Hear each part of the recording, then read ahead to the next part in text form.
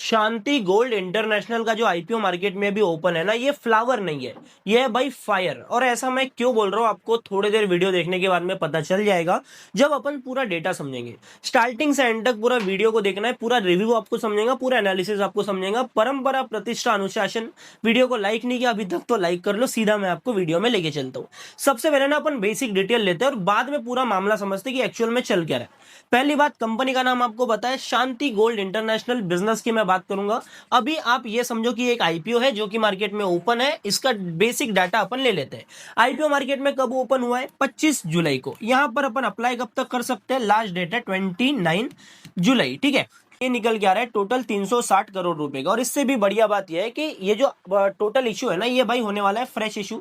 मतलब 360 करोड़ रुपए पूरे जाने वाले हैं भाई शांति गोल्ड इंटरनेशनल के पास में, जो कि इवेंचुअली ये अपने ग्रोथ में यूज करेंगे। अभी ये भी डेटा है ना, जो 360 करोड़ में से कितना पैसा कंपनी कहां लगाएगी, ये भी हम आगे समझेंगे। ठीक है, अभी मैं आता हूं सीधा इसके प्राइस बैंड के ऊपर, जिससे अपन इसके वैल्यूएशन को एनालाइज करेंगे। तो इसका प्राइस बैंड निकल के आ रहा है 189 टू 199 रुपीज के करीब।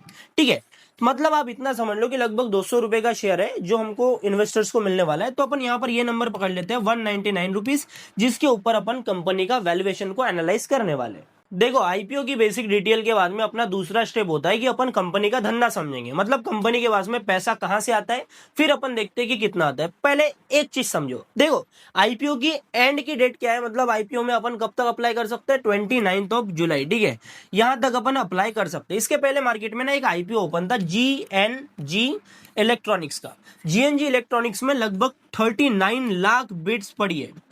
यहां से मैक्सिमम ऐसे इन्वेस्टर्स हैं जिन्होंने अगर इस आईपीओ में लगा दिया फुल फोर्स के साथ में, पूरा पैसा अपना लगा दिया 2-3 लॉट से, क्योंकि इसमें जीएमपी भी तगड़ा चल रहा था 40% का, तो उनका पैसा अनब्लॉक होने को रहेगा। मतलब अभी तक इनका पैसा अनब्लॉक नहीं हुआ है।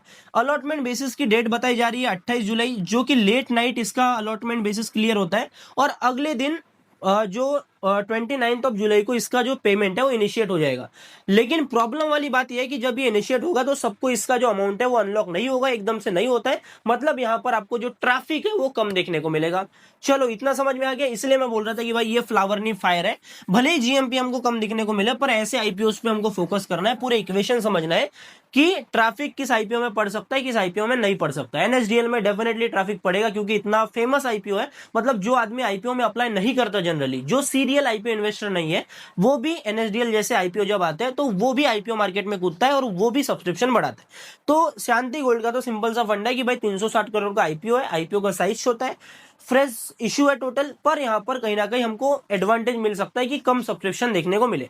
जीएनजी जैसा जो गंदा सब्सक्रिप्शन बढ़ा ना भाई 30x का, लगभग 35x का, वैसा हमको ना देखने को मिले। अभी अपन समझते हैं कंपनी के पास में पैसा कहां से आता है, कंपनी का धंधा क्या है। ठीक है, तो मैं सीधा इनके ऑफिशियल वेबसाइट पे आ गया। यहाँ पर आपको ज्वेलरीज देखने को मिलेगी। तो कंपनी करती क्या है? शांति गोल्ड इंटरनेशनल, ये गोल्ड ज्वेलरी मैन्युफैक्चरर कंपनी है। मतलब इनका काम है कि भाई ये गोल्ड ज्वेलरी बनाते हैं। देखो, अभी मार्केट में ऐसी भी कंपनी लिस्टेड है जो कि गोल्ड ज्वेलरी को बेचते हैं, बनाते भी है बेचते भी है, पर शांति गोल्ड इंटरनेशनल सिर्फ बनाती है। देखो, जो बनाने वाला होता है ना, मैन्युफैक्चरर होता है, उसके मार्जिन काफी ज्यादा कम होते हैं। लगभग आपको 5 से 6% के ही मार्जिन देखने को मिलेंगे।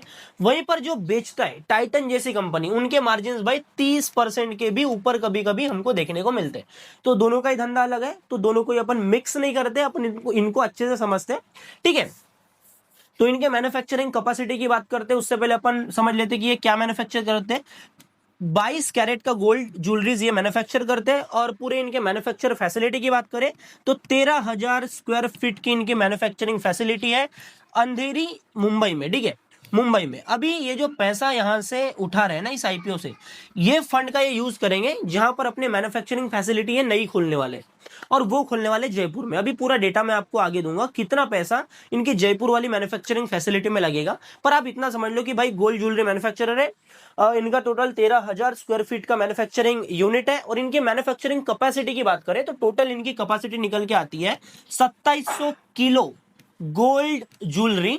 और ये जो कैपेसिटी है ना भाई, ये है भाई एनुअल, मतलब साल का पूरे 2700 किलो गोल्ड ज्वेलरी ये मैन्युफैक्चर करते हैं। भाई अपन ने अभी समझ लिया कि पैसा कहां से आता है। अभी अपन समझते हैं पैसा कितना आता है। इसके लिए अपन देखते हैं कंपनी के फाइनेंशियल, जहां पर हमको टोटल 4 साल का यहाँ पर फाइनेंशियल डेटा देखने को मिल रहा है। सबसे पहले अपन रेवेन्यू देखते हैं, 430 करोड़ 2022 में, 682 करोड़, मतलब अच्छी खासी ग्रोथ देखने को मिल रही है, 715 करोड़ और लगभग 1112 करोड़, मतलब 2015 में 14 से जो ग्रोथ देखने को मिली ना, ये बहुत तगड़ी देखने को मिली है रिसेंट ईयर में, और यही मौका था इनके पास में पैसा उठाने का। ठीक है, मतलब डेटा अच्छा दिखा तो पैसा भी अच्छा खासा उठ जाता है। प्रॉफिट के ऊपर आता है, 400 करोड़ पे मात्र 3 करोड़ का इनका प्रॉफिट आफ्टर टैक्स था, पैट था। आगे बढ़ते हैं, 19 करोड़, मतलब मल्टीफोल्ड हो गया यहाँ पर। फिर अगले साल यहाँ पर 26 करोड़ और रिसेंट ईयर में इनका 55 करोड़, जिससे अपन कैलकुलेट करेंगे इनका P ratio, price to earning ratio. सीधा मैं प्राइस टू अर्निंग रेशो के ऊपर आता हूँ, डेटा देता हूँ। प्राइस टू अर्निंग रेशो निकल के आ रहा है 25 का। ठीक है, यहां तक क्लियर है। प्राइस टू अर्निंग रेशियो को मैं आगे छेड़छाड़ नहीं करूंगा, इनके कंपटीटर से कंपेयर अभी नहीं करूंगा। पहले अपन पूरा कंपनी का डेटा समझ लेते हैं। बाकी आपको याद रखना है कि इसका जो प्राइस टू अर्निंग रेशियो है, इसका पी रेशियो है, ये है भाई 25 का। फाइनेंशियल डेटा के ऊपर आते हैं थोड़ा।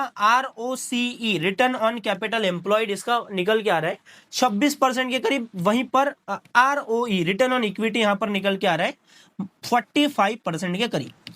अब रिटर्न ऑन इक्विटी जनरली काफी ज्यादा होता है, क्योंकि ये कैपिटल इंटेंसिव बिजनेस है। क्योंकि इनके मार्जिन जो है ना, देखो गोल्ड ज्वेलरी मैन्युफैक्चरर जो होते हैं ना, उनके पास में मार्जिन सही में नहीं होता, लगभग 5 से 6% का ही उनका मार्जिन होता है। इसलिए जो इनका एम्प्लॉयड कैपिटल है, जितना पैसा बिजनेस के वर्किंग कैपिटल में लगा है, बिजनेस में फंसा है, उसके ऊपर का जो रिटर्न है ना, उसके ऊपर परसेंट वाइज अपन जो रिटर्न निकालते हैं वो 26% का रिटर्न ऑन कैपिटल एम्प्लॉयड। और किसी भी बिजनेस में वैल्यूएशन का जो मेट्रिक होता है ना, सिर्फ अपन मार्केट कैप टू सेल्स का रेशियो नहीं देख सकते, सिर्फ अपन पी रेशियो नहीं देख सकते, हमको आरओसी भी देखना होता है। तो बिजनेस के अकॉर्डिंग जो जैसा इनका बिजनेस है, उस हिसाब से 26 का आरओसी बढ़िया। मैं ये समझा रहा था कि आरओई और आरओसी में इतना डिफरेंस क्यों है, क्योंकि जनरली कंपनीज का जो आरओसी और आरओई का जो डेटा होता है ना, रेशियो होता है, वो जनरली आजू बाजू ही होता है। कंपनी की फाइनेंशियल कंडीशन समझना है, थोड़ा बैलेंस शीट भी अपन समझते हैं। कंपनी के पास में इक्विटी कैपिटल है टोटल 54 करोड़ रुपीज। कंपनी के पास में रिजर्व पड़े हैं टोटल 98 करोड़ रुपीस के। वहीं पर इनके पास में बोरोविंग्स, मतलब डेट, कर्जा है कंपनी के पास में 245 करोड़ रुपीस। ठीक है, अभी 245 करोड़ रुपए का इनके ऊपर कर्जा है, तो ये साल का लगभग इंटरेस्ट पे कर रहे होंगे लगभग 20 करोड़, ये 19 करोड़ था टू बी प्रिसाइज। ठीक है, 19 करोड़ का ये साल का जो है अपना इंटरेस्ट पे कर रहा है, जिसके चलते इनका जो पैट है वो नीचे आता है। अभी अपन समझते हैं इनका जो सॉरी, पहले मैं ये समझा देता हूं, इनका डेट टू इक्विटी रेशियो इससे निकल के आ रहा है। तो डेट टू इक्विटी रेशियो जो इस डेटा से निकल गया वो भाई 1.6 का है, जो कि अभी बढ़िया बिल्कुल नहीं है। तो अभी अपन समझते हैं, जो टोटल 360 करोड़ रुपए कंपनी ने उठाया है मार्केट से, मतलब उठा रहे हैं, यहाँ का कितना पैसा कहां पर यूज होगा। 17 करोड़ रुपए ये जो है, ये डेट पेमेंट में यूज करेंगे। फिर भी इनका डेट काफी ज्यादा बच जाता है, 245 में से सिर्फ 17 करोड़ रुपए ही यहां से निकलेंगे, तो डेट फिर भी इनके पास में सिग्निफिकेंट है। वहीं पर 46.3 करोड़ रुपीस ये कहां यूज करने वाले हैं, ये बहुत ही बड़ा काम है इनका। जयपुर में अपनी ये मैन्युफैक्चरिंग फैसिलिटी ओपन कर रहे हैं। ठीक है, एक इनकी अंधेरी मुंबई में, साथ में जयपुर में भी अपना काम चालू करेंगे।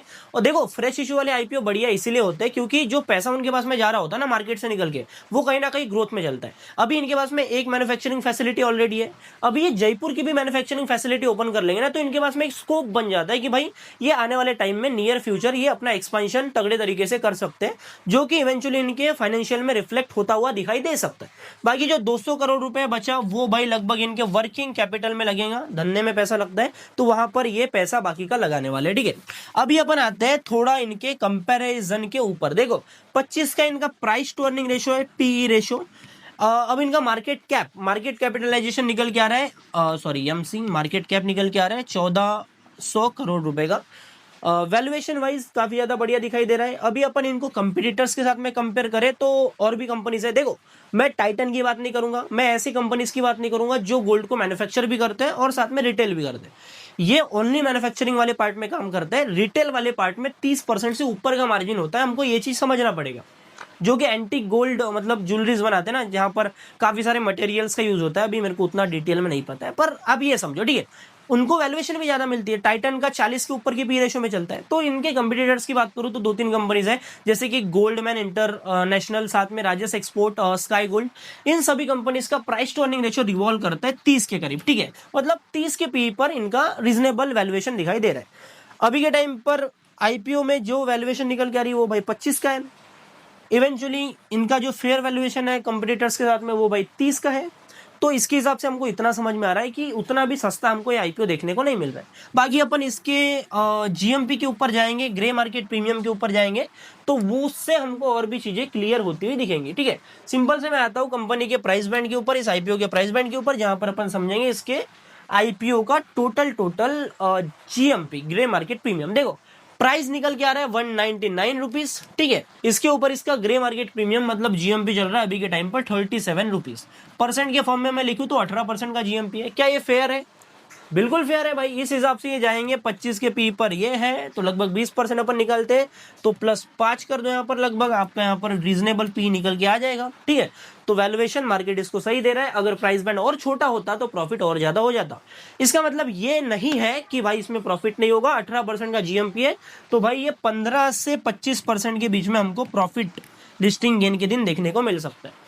अगर आपके पास में फुल फोर्स लगाने का पैसा बचा है अभी के टाइम पर तो आप अप्लाई कर सकते हो, मेरी कोई सजेशन नहीं है। बाकी मेरा काम था कि एनालाइज करने का, मैंने कर दिया।